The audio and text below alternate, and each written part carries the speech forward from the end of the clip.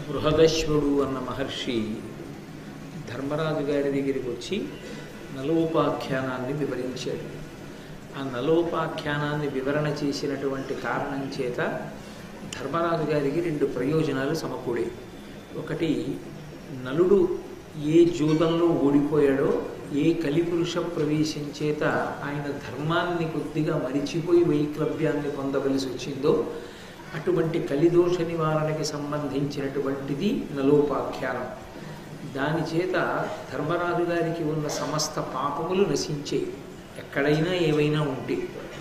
ఇక రెండవది, ఏ అక్షహృదయాన్ని ఉపదేశం పొందిన తర్వాత నలమహారాజు గారు మళ్ళీ తన సామ్రాజ్యాన్ని తాను గెలుచుకోగలిగాడో, ఏ అక్షహృదయాన్ని ఉపదేశం పొందిన తర్వాత అవతల వారి యొక్క పన్నాగం సాగదో అటువంటి అక్షహృదయాన్ని బృహదశ్వుడు అనబడేటటువంటి మహర్షి ధర్మరాజు గారికి ఉపదేశం చేశాడు. ఇప్పుడు ఆ అక్షహృదయాన్ని ధర్మరాజు గారు ఉపదేశం పొందిన కారణం చేత 12 సంవత్సరాల అరణ్యవాసాన్ని, 1 సంవత్సరం అజ్ఞాతవాసాన్ని పూర్తి చేసుకుని బయటికి వచ్చిన తరువాత మళ్ళీ వాళ్ళకి రాజ్యం ఇచ్చినట్లుగా ఇచ్చి మళ్ళీ జూదానికి పిలిచి మళ్ళీ ఓడించడం ఇక శకునికి సాధ్యం కాదు. ఎందుకంటే ఒకసారి అక్షహృదయం చేతిలోకి వచ్చిన తర్వాత అది సాత్వికారాధన కాబట్టి అక్షహృదయం చేతిలో ఉన్నవాడితో మాయాజూతం ఆడటం కుదరదు. కాబట్టి వాళ్ళు అరణ్యవాస అజ్ఞాతవాసములు పూర్తి చేసుకున్న తర్వాత తిరిగి మాయాజూతానికి ఆహ్వానింపబడి మోసపుచ్చడానికి కావలసినటువంటి అవసరానికి సంబంధించిన ద్వారాల్ని బృహదశ్వుడు తత్మార్గం ద్వారా మూసివేశాడు. కాబట్టి ఇప్పుడు పాండవులకి యథోచితమైనటువంటి రక్షణ కలిగింది. ఇక రెండవది, భీముడు అస్తమానం మనం అరణ్యాల్లో ఉండిపోయాం, మనం కష్టాల్లో ఉన్నాం, మన యుద్ధానికి వెళితే బాగుంటుంది అంటూ చెప్పుకొస్తున్నాడు ధర్మరాజుతోటి.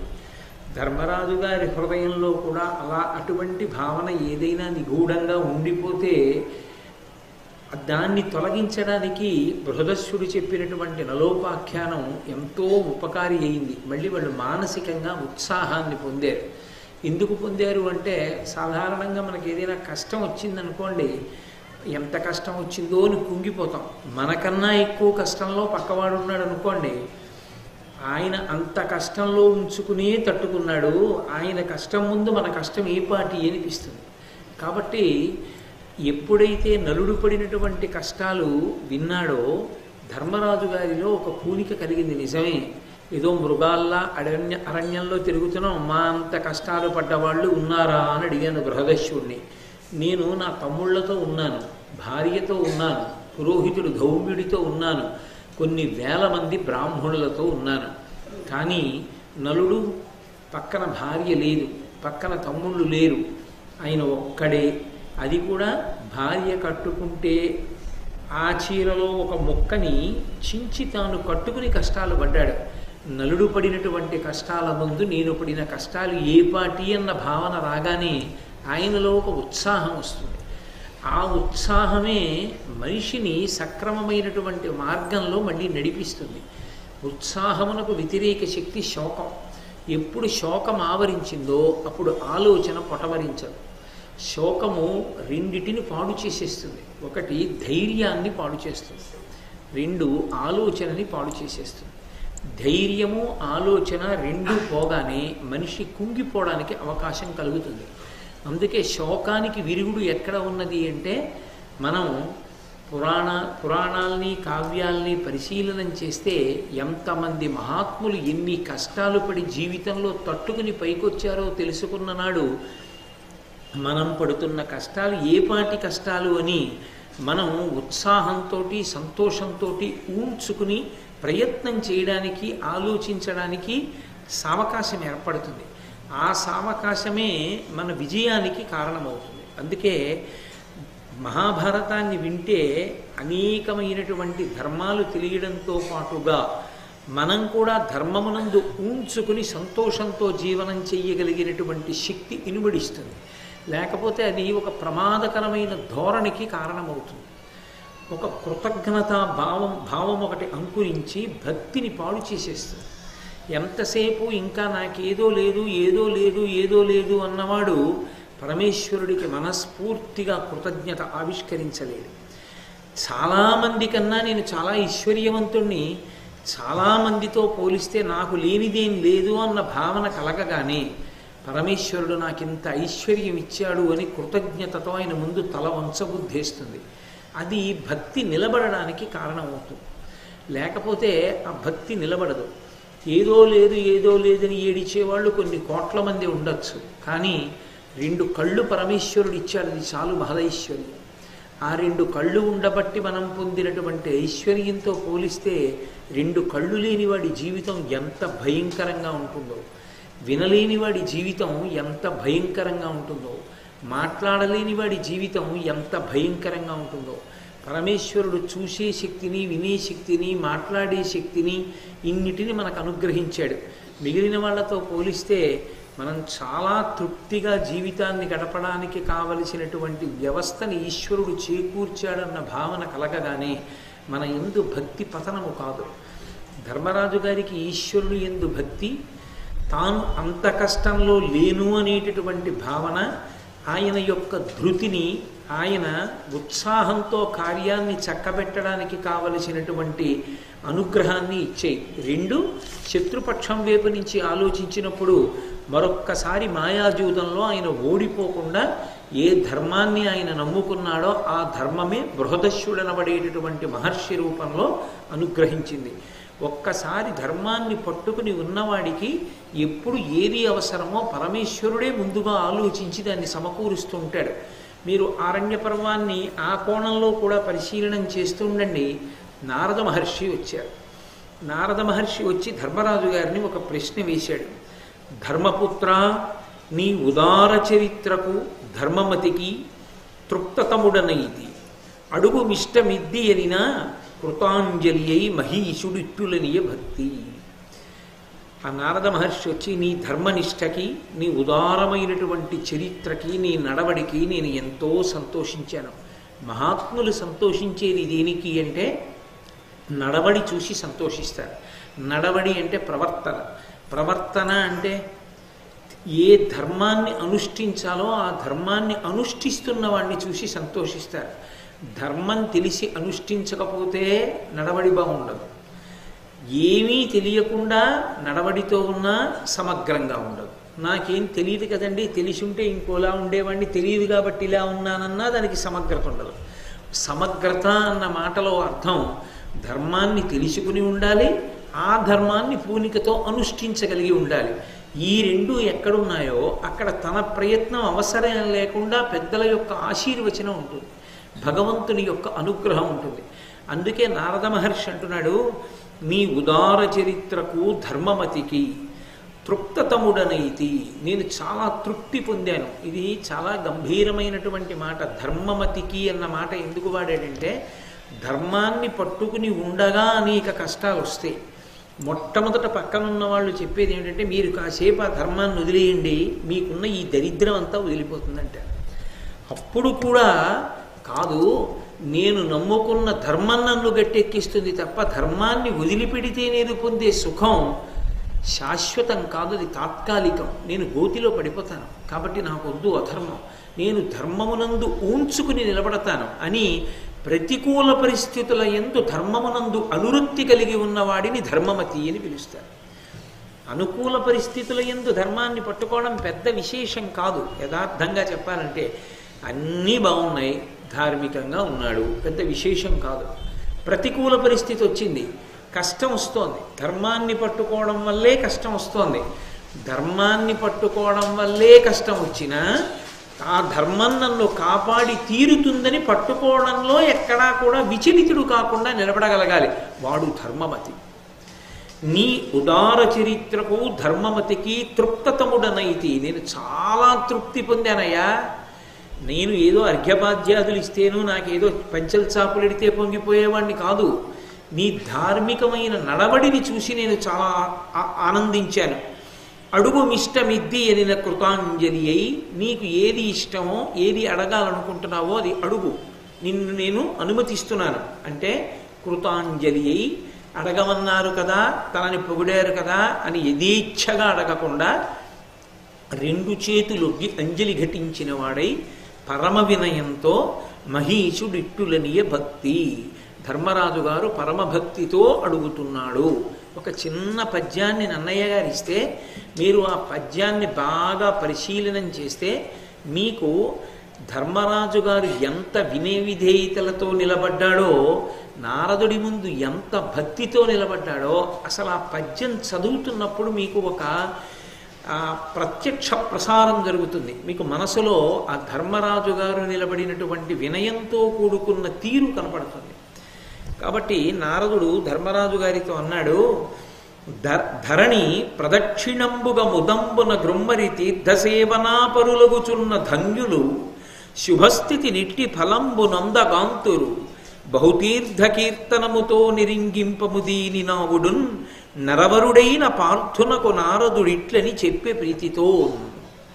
వెంటనే ధర్మరాజు గారు నారద మహర్షిని ఉద్దేశించి అన్నారు, ఈ భూమండలాన్ని ప్రదక్షిణయుతంగా లేదా ప్రదక్షిణంగా అనేక ప్రాంతాలలో ఉన్నటువంటి విశేషమైనటువంటి తీర్థయాత్రా స్థలాలకి వెళుతూ ఉంటారు. నేను తీర్థయాత్రకి వెడుతున్నాను అంటూ వెడుతూ ఉంటారు. ఒకటి కాదు, రెండు కాదు.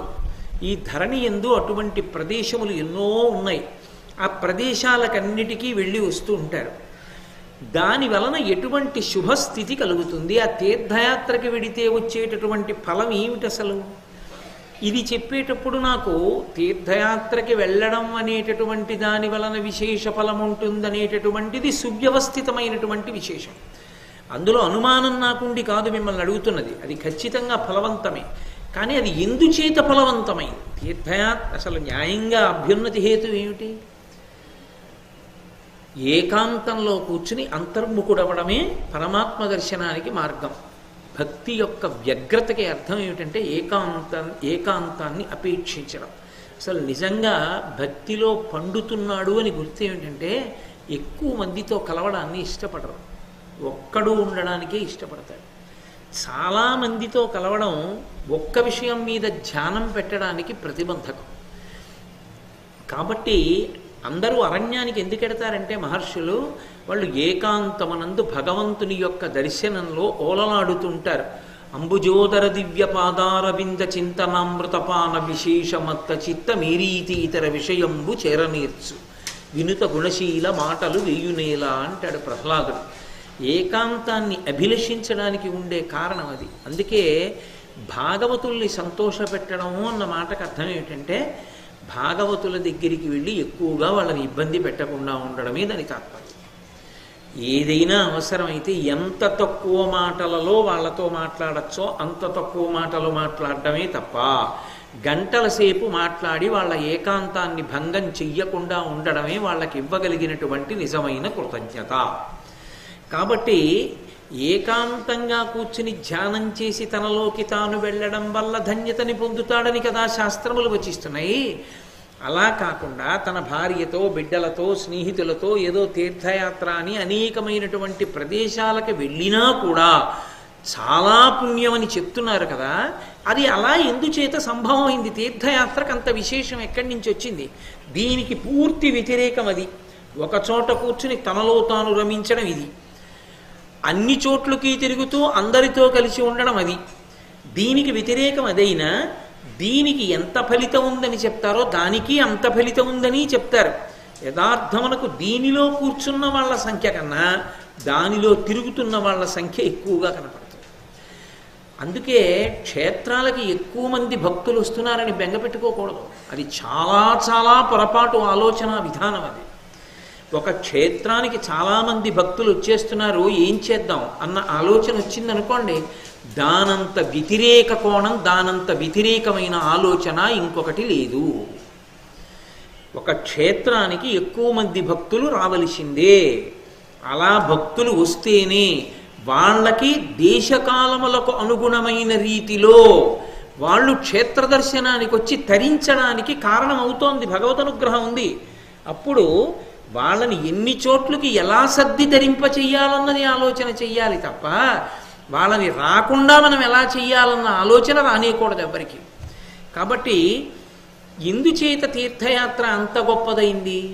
నాకు ఆ కారణం చెప్పవలసింది అని అడిగాడు ధర్మరాజు. నిజానికి మనందరి గురించి ఆ ప్రశ్న వేశాడా అనిపిస్తుంది.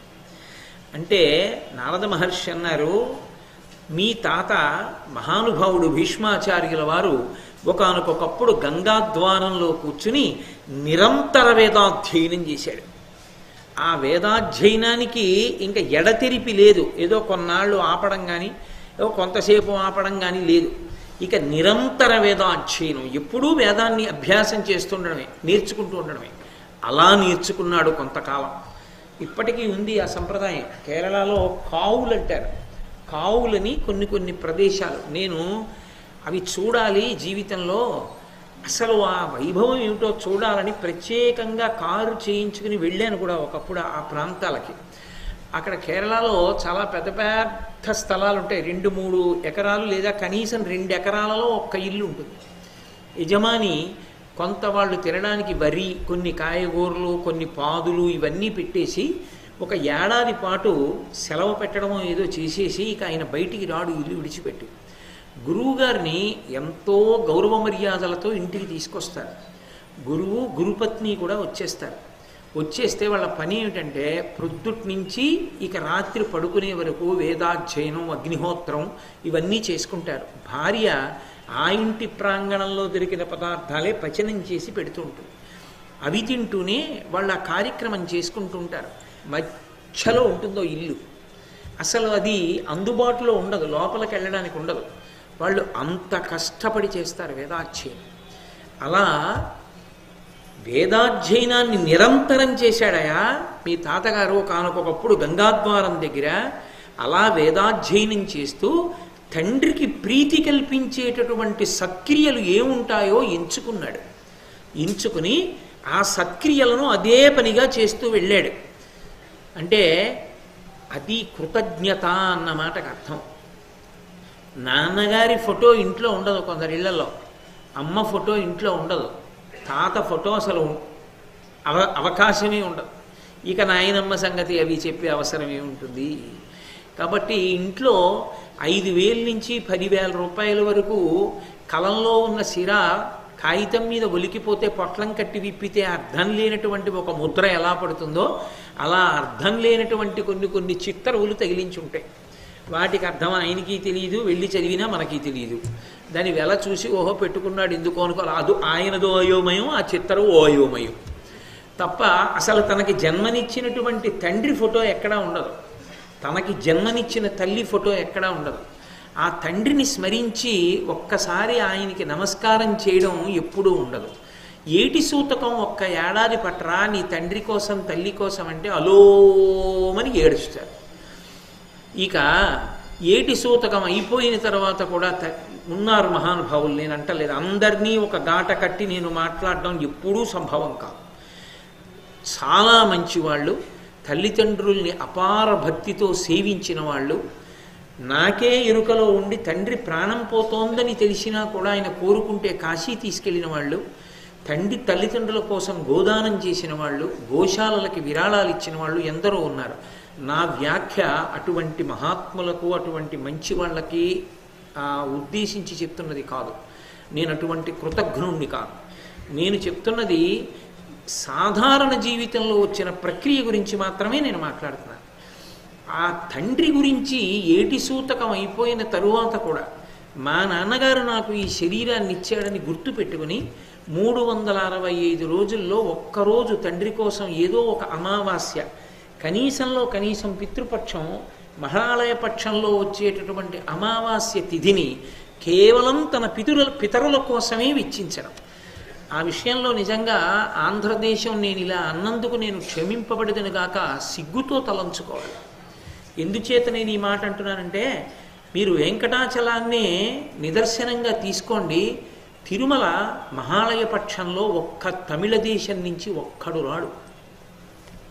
మహాలయ పక్షంలో మీరు తమిళ దేశం వెళ్ళి చూడండి, వాళ్ళందరూ కూడా పితృపక్షం అంతా పితృదేవతల కోసమే కేటాయిస్తారు. వాళ్ళు తీర్థయాత్రలు, దేవాలయాలు ఎక్కడికి వెళ్ళరు. వాళ్ళు పితృదేవతల్ని ఉద్దేశించి మాత్రమే చేస్తారు. ఆ సమయంలో ఆఖరికి వీధుల్లో కూడా చేసేస్తారు, అంత పూనికతో చేస్తారు.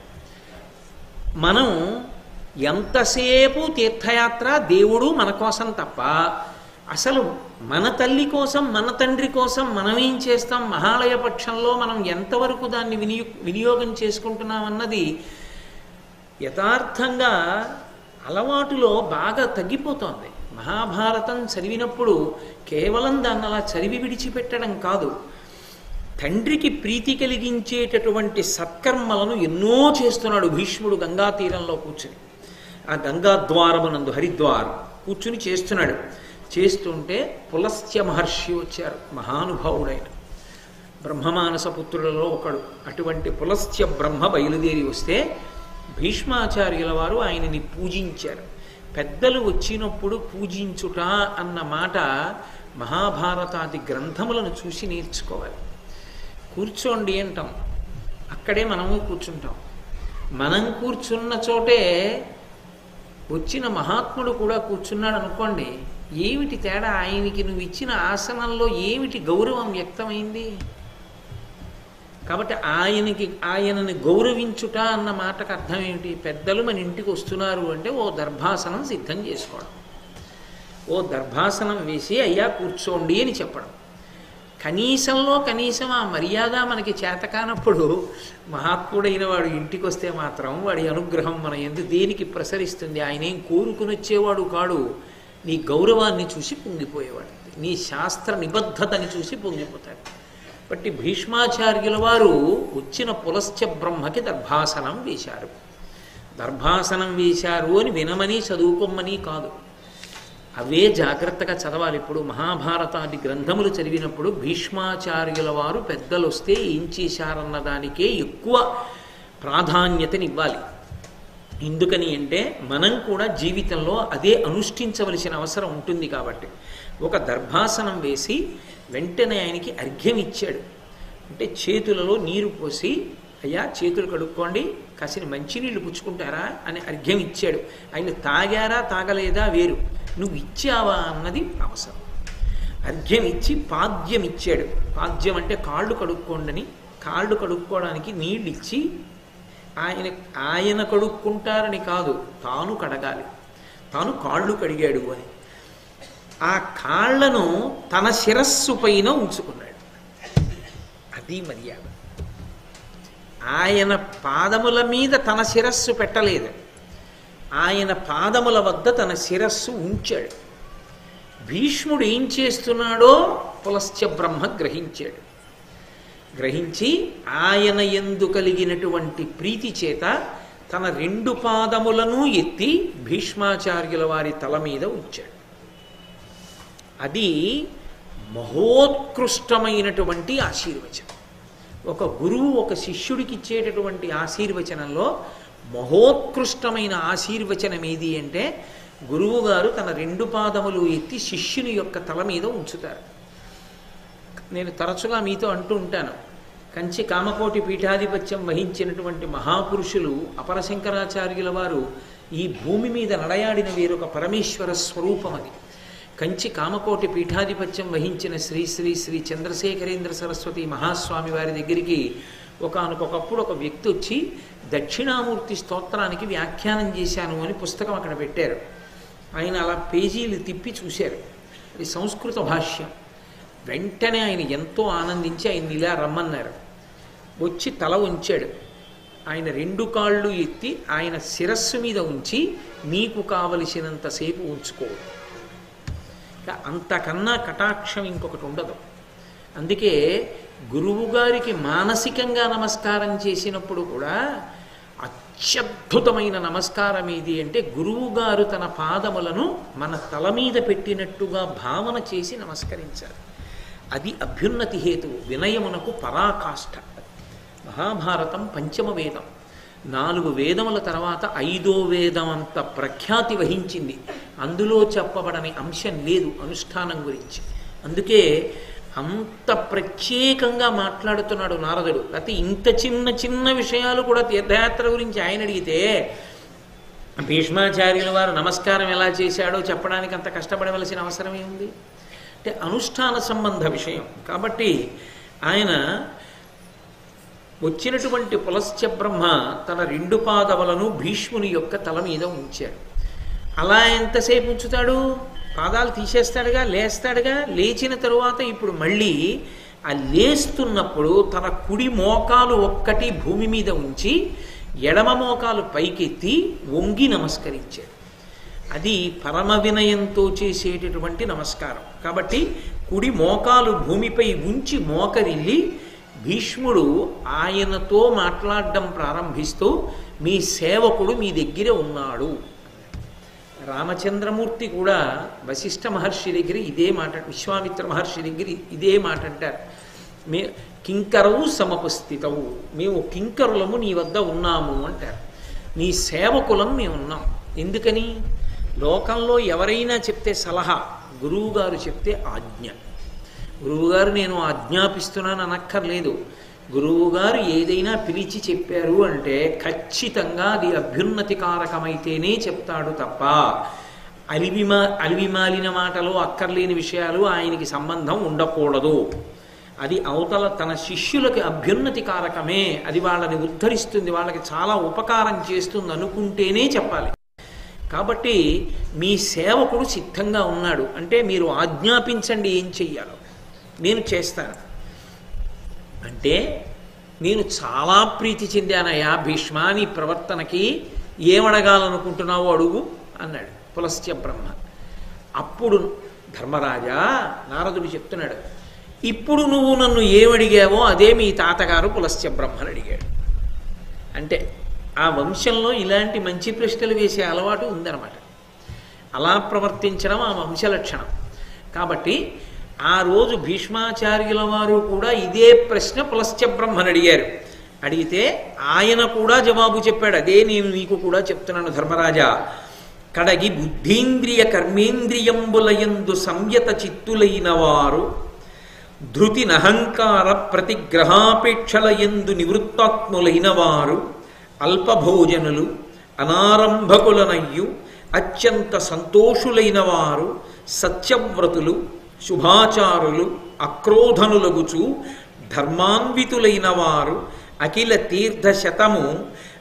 తీర్థశతములాడిన ఫలములు, అఖిల యజ్ఞ విధులనైన ఫలము బడయుదురు. విహీన భాగ్య దుష్కృతులకు పరమ తీర్థ సేవ బడయనగునే. ఓ భీష్మ, ధర్మరాజు గారితో చెప్తుంటే నారదుడు, ధర్మరాజా, కడగి బుద్ధీంద్రియ కర్మేంద్రియముల యందు సంయత చిత్తులైన వారు, కర్మేంద్రియములను జ్ఞానేంద్రియములను బుద్ధిని తమ ఇష్టం వచ్చినట్టుగా పరిగెత్తడానికి వీలు లేకుండా సంకెళ్ళు వేసి పట్టుకుని తమ అదుపులో ఉంచుకున్నటువంటి వారు, ధృతినహంకార ప్రతిగ్రహాపేక్షలయందు నివృత్తాత్ములైన వారు, పరమ పట్టుదలతో అహంకారమును పోగొట్టుకుని ఎవరి దగ్గర ఎప్పుడు ఏం పుచ్చుకుందామా అనేటటువంటి కోర్కెని పూర్తిగా జయించిన వారై, నాకు ఇది కావాలన్న కోరిక లేకుండా నాకు పరమేశ్వరుడు ఏవివ్వలేదు అన్న భావన చేత పుచ్చుకోని వారై, అల్పభోజనులు, చాలా తక్కువ ఆహారం తీసుకునే వాళ్ళై, అంటే నాలుకకు లొంగి తినేవాళ్ళు కాకుండా శరీరానికి శక్తి కోసం మాత్రమే తినేటటువంటి వారై, అనారంభకులయ్యు, ఏదో కనపడిన ప్రతి పని మొదలెట్టేయాలనేటటువంటి ఉత్సాహం లేని వాళ్ళై, అత్యంత సంతోషులైన వారు, విహిత కర్మాచరణాన్ని చేస్తూ ఎప్పుడూ సంతోషంగా ఉండేటటువంటి మనస్సుతో ఉన్నవాళ్ళు, సత్యవ్రతులు, అబద్ధం ఆడకుండా సత్యాన్ని మాట్లాడేవారు. సత్యము అంటే ఈశ్వరుణ్ణి పొందడానికి ఏవి అనుకూలమో అటువంటి వ్రత విధానములు నిరింగి అనుష్ఠించేటటువంటి వారు, శుభాచారులు, మంచి ఆచారము కలిగినటువంటి వారు, అంటే మంచి నడవడి కలిగిన వారు, అక్రోధనులు, దీర్ఘతరమైనటువంటి కోపాన్ని విడిచిపెట్టినటువంటి వాళ్ళు, ధర్మాన్వితులైన వారు, ఎప్పుడూ ధర్మమునందు పూనిక కలిగి అనుష్ఠించేవాళ్ళు, అఖిల తీర్థశతములాడిన ఫలములు, అఖిల యజ్ఞ విధులనైన ఫలములు పడయుదురు. వాళ్ళు ఎక్కడికి వెళ్ళక్కర్లేదు, ఏమీ చెయ్యక్కర్లేదు. ఈ లక్షణాలుంటే అటువంటి లక్షణాలు ఉన్నటువంటి వాళ్ళు అనేకమైనటువంటి తీర్థములయందు స్నానమాడినటువంటి ఫలితము వారిని ఆవహించి ఉంటుంది. కాదు కొన్ని వేల యజ్ఞములు చేసినటువంటి ఫలితము వారిని ఆవహించి ఉంటుంది. అందుకే పరమ భాగవతోత్తములైన వారి పదరజస్సు తలను దాల్చని వారి వారి వారి వారి వారి తొలతి కట్టి రెండు దూతలారా అన్నాడు అజామిళోపాఖ్యానంలో యమధర్మరాజు గారు. తీర్థయాత్రల యొక్క సారమంతా ఎక్కడుంటుంది అంటే పరమభక్తి తత్పరులైన వారి యొక్క పాదము అడుగున బూది రూపంలో ధూళి రూపంలో అంటుకుని ఉంటుంది. అందుకే వారి పాదములకు అంటి ఉన్న రజస్సు తల మీద చల్లుకుంటే అనేకమైన తీర్థయాత్రలు చేసిన ఫలితం వస్తుంది. కాబట్టి అటువంటి మహాత్ములైన వారు ఉన్నారే, వాళ్ళు ఎక్కడికి వెళ్ళక్కర్లేదు, వాళ్ళే యజ్ఞం చేసిన ఫలితాన్ని తీర్థయాత్రలు చేసిన ఫలితాన్ని పొందుతారు. కానీ విహీన భాగ్య దుష్కృతులకు చేసినవన్నీ దోషభూయిష్టమైన పనులు, దానివల్ల పాపభూయిష్టమైన జీవనం. ఐశ్వర్యమా లేదు, దరిద్రుడు కాబట్టి ఎక్కడికి వెళ్ళలేడు. పోనీ యజ్ఞయాగాది క్రతువులకి వెడతాడా, తన పాపం తనకి అడ్డొచ్చి ఎవరో చేస్తున్నా చూడ్డానికి వెళ్ళడం. కాబట్టి ఇప్పుడు అటువంటి వాడికి సద్గతి ఎక్కడి నుంచి కలుగుతుంది? అటువంటి వాడికి ఉన్న తేలికైన మార్గం శాస్త్రము ఈశ్వరుడు అందించింది ఏమిటో తెలుసా? తేలికగా తరించడానికి మార్గం మనసు నిగ్రహించలేనివాడు, బ్రతకడానికి మాత్రమే తినగలిగినవాడు, నిత్య సంతోషంతో ఉండగలిగినవాడు, కర్మేంద్రియ జ్ఞానేంద్రియములు బుద్ధి మనస్సు చిత్తము అహంకారము అనేటటువంటి వాటిని తన వశం చేసుకున్నవాడు కాలేకపోతే క్రతుఫలములు పడయగ దుర్గతులకు దొరకొనదు తీర్థ గమనంబున తత్క్రతు ఫలములందుదురు దుర్గతులును. ఇది మునుల మతము కౌరవ వృషభ. ఓ కౌరవ వృషభ, ఓ ధర్మరాజా, ఎందుకు తీర్థయాత్ర చేస్తారు అంటే యజ్ఞయాగాది క్రతువులు అందరూ చెయ్యలేరు. అందరూ చెయ్యలేకపోవడానికి రెండు కారణాలు. ఒకటి పాపము, రెండు దరిద్రుడై ఉండుట, దాన్ని చేయడానికి కావలసినంత ఐశ్వర్యం ఉండకపోవడం. ఇప్పుడు కాబట్టి వాళ్ళు ఆ ఫలితాన్ని పొందలేరు. దుర్గతులకు దొరకొనదు, వాళ్ళు అటువంటివి చెయ్యలేరు. కాబట్టి వాళ్ళు ఎలా తరించాలి? అనేకమైన యజ్ఞములు అనేకమైన యాగములు చేసిన ఫలితాన్ని ఇక వాళ్ళ జీవితంలో వాళ్ళు పొందలేరా? ఇక అసలు నేను యజ్ఞం చేశాను, నేను యాగం చేశానన్న ఫలితాన్ని పొందే అవకాశం వాడికి లేదా? అందరికీ అందరూ పడిపోయి ఉండిపోవలసిందేనా? ఎవరో ఎక్కడో ఒక్కడు చేస్తాడు యజ్ఞం, ఎవరో చేస్తారు యాగం తప్ప మిగిలిన వాళ్ళు చెయ్యలేకపోయిన వాళ్ళు ఎవరున్నారో వాళ్ళందరూ మేము ఇక చెయ్యలేము, మాకు అవకాశం లేదని తరించలేక ఉండిపోవలసినదేనా? ఇది ధర్మరాజు గారి ప్రశ్నకు ఉన్నటువంటి విలువ. ఇప్పుడు ధర్మరాజు గారు అడిగిన ప్రశ్న వల్ల జవాబు వలన ఎవరు సంతోషం పొందాలి? మనందరమే. ఇప్పుడు యజ్ఞయాగాదులు చెయ్యలేని వాళ్ళని ఉద్ధరించడానికి పరమేశ్వరుడు తేలిక మార్గంగా దేన్ని ఇచ్చాడో చెప్తున్నాడు. తీర్థగమనంబున తత్క్రతు ఫలములందుదురు దుర్గతులును, ఇది మునుల మతము కౌరవ వృషభ. ఎంతటి పాపం చేసిన వాడు, ఎంత దరిద్రుడు కూడా యజ్ఞయాగాది క్రతువులను చేసినటువంటి మహాఫలాన్ని పొందాలి అంటే తీర్థయాత్రకి వెళ్ళి తీర్థ స్నానము చేయుటయే. తీర్థాలు ఉంటాయి, బోలెడన్ని తీర్థాలు ఉంటాయి. ధర్మరాజు గారు ప్రశ్న అడిగాడు, నాకు ఫలం చెప్పి విడిచిపెట్టడం కాదు, ఈ భూమండలం మీద తప్పకుండా స్నానం చెయ్యవలసినటువంటి తీర్థములను గురించి కూడా నాకు చెప్పని అడిగాడు. కాబట్టి తీర్థయాత్ర ఎందుకు వచ్చింది? నువ్వు చెయ్యలేకపోయిన దాని ఫలితాన్ని దీని వలన పొందవచ్చు. అదేమిటండి, స్నానానికి అంత ఫలితం వస్తుందా? వస్తుంది. వేదం కూడా నిర్ధారించింది. అంగిరసాది మహర్షులు యజ్ఞయాగాది క్రతువులు చేసి ఉత్తమగతులను పొంది వెళ్ళిపోతూ వారి యొక్క శక్తినంతటినీ కూడా కొన్ని కొన్ని స్థలముల యందు నిక్షేపించారు. అవి తీర్థములయ్యాయి. అక్కడికి వెళ్ళి స్నానం చేస్తే యజ్ఞం చేశాడన్న ఫలితం ఇస్తారు. తీర్థయాత్ర నిజానికి కేవలం దేవాలయ దర్శనం కోసం కాదు. వెంకటాచలం వెడితే మీరు ఎన్ని మాటలు వెంకటేశ్వర స్వామిని చూచారు అన్నదానికన్నా ఒక్క మాట వెంకటేశ్వర దర్శనం చేసి మీరు ఎన్ని తీర్థాలలో స్నానం చేశారన్నదాని వల్లే వెంకటేశ్వర స్వామి ఎక్కువ ప్రీతి చెందుతారు. మహాభారతమే దానికి సాక్ష్యం. కాబట్టి అలా తీర్థయాత్రకి వెళ్ళి తీర్థముల యందు స్నానము చేసిన వారు యజ్ఞయాగాది క్రతువులను చేసినటువంటి ఫలితాన్ని పొందుతారు.